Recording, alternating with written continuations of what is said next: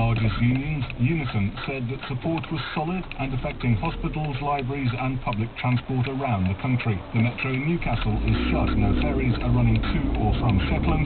Many non-essential medical appointments have been rescheduled. The NHS is basically operating as if it were a bank holiday all weekend.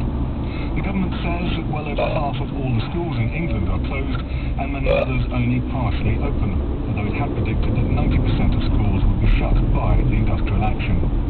These women in Bournemouth have little sympathy for the teachers who joined the strike. It's very inconvenient actually, as a mum that works, I have to arrange alternative childcare for my child so I can obviously still go to work today, so it is really inconvenient for us, yes. At the moment it's difficult I think for everybody, so parents are suffering all sort of different professions, and I think, teachers and everything as well. I've got to work because I'm retirement age, but I've still got to work because I couldn't afford to live on the state pension, and I haven't got private pension. A forensic scientist has told the Stephen Lawrence murder trial that his team found tiny blood stain on the collar of a jacket of one of the defendants, Gary Dobson.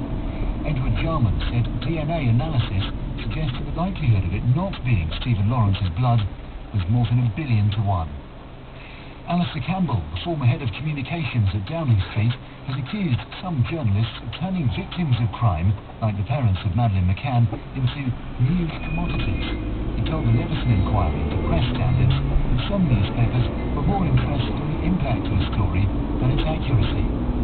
And George Michael is said to be improving steadily from a bout of pneumonia. Doctors treating him in Vienna said he'd been in intensive care because of the severity of the illness, but there was no other underlying problem.